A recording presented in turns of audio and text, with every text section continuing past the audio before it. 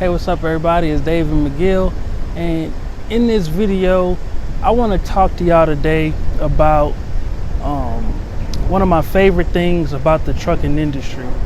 And as you can tell by the title of this video, it's related to the trucking industry and felons' role in the trucking industry. And what I mean by that is a lot of people, made mistakes when they were younger, and some of those mistakes have, put them in a position where, they find it hard to get employment. Once you have a felony on your record, it's very difficult to convince an employer to give you another chance. And, I believe everybody deserves, a second chance, sometimes a third, fourth chance. And in the trucking industry, you're allowed that second, third, or fourth chance at life, and making a decent living, starting a successful business.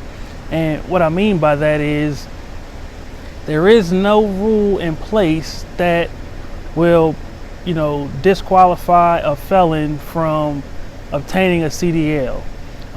There's no rule or law in place that will prevent a felon from obtaining an operating authority for his or her trucking business. What they are, a lot of issues though sometimes when trying to get a job for companies when you have a felony. One of the things they constantly look at your background, and employers, they have the right to deny you because of your background.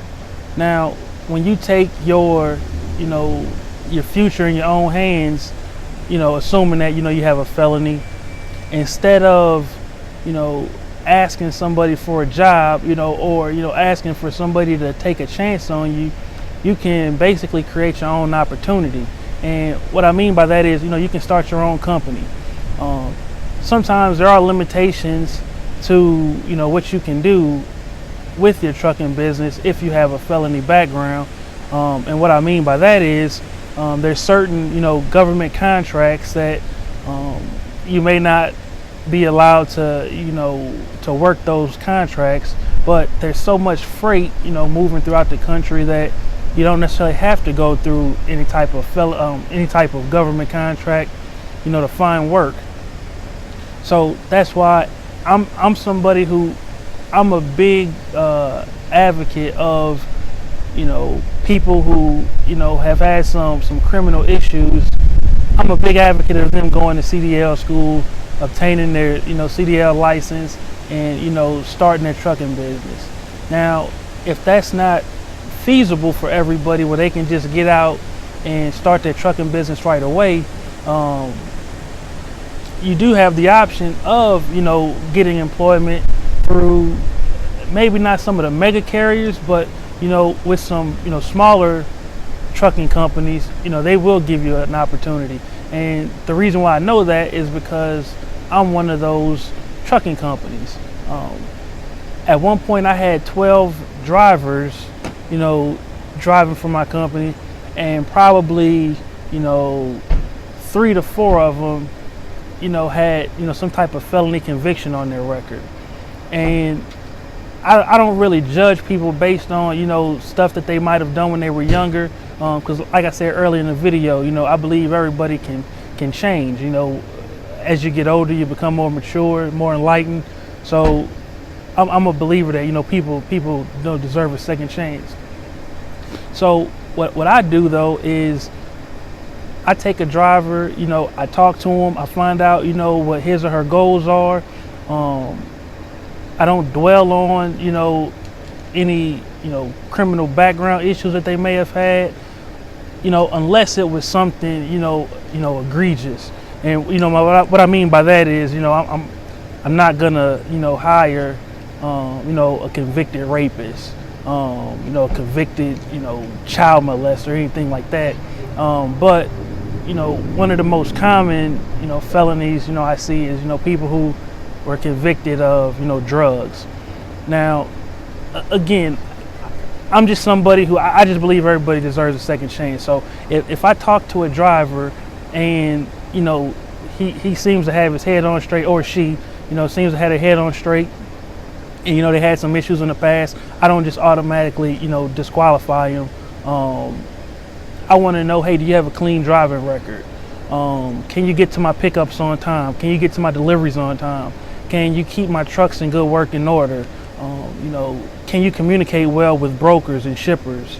You know, are you, you know, pleasant to be around? You know, things like that. That's the stuff that I look for, you know, in drivers.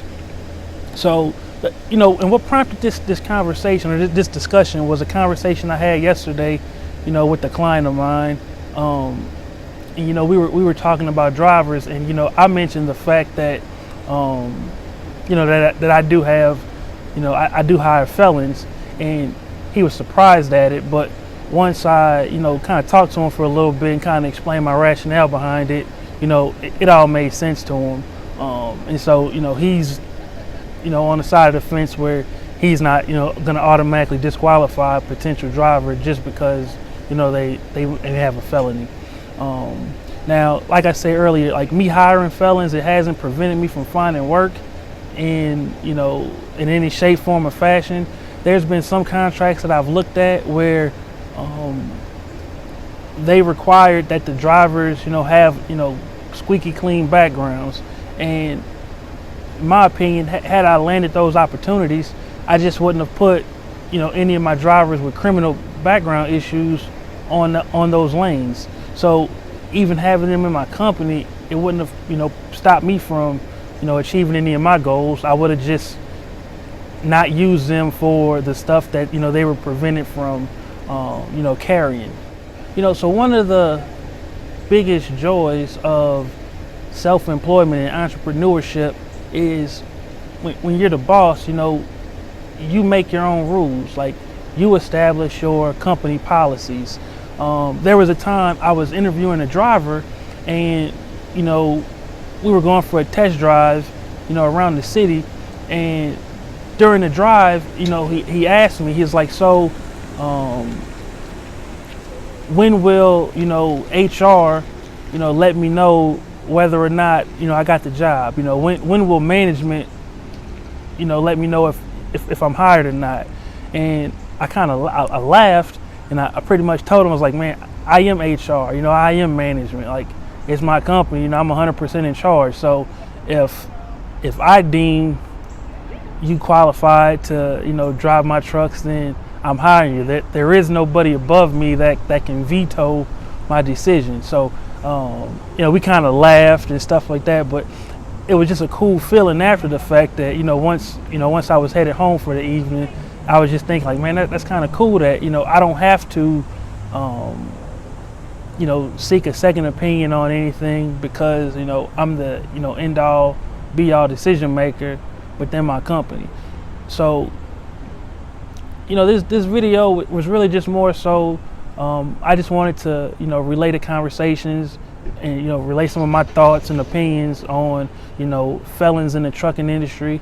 So I just wanted to shoot this video to, you know, get that point across to the world. So again, you know, in closing, if you're somebody who has a felony or multiple felonies on your background, you know, starting your own trucking business is, you know, that's definitely an option.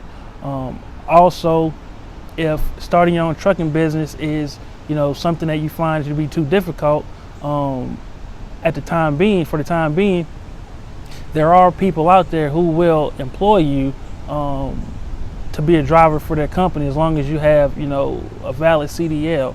And, you know, you can kind of use that job as a stepping stone. You can learn the industry, learn the ins and outs of, you know, being a good driver, and then ultimately starting your own trucking business. So that's really all I have, you know, in this video. So go ahead and leave a comment below and let me know your thoughts on, you know, do you think people deserve second chances? Would you be opposed to, you know, hiring a felon to work in your trucking company? Do you think people can change? You know, I'd be curious in seeing, you know, what everybody else out there thinks.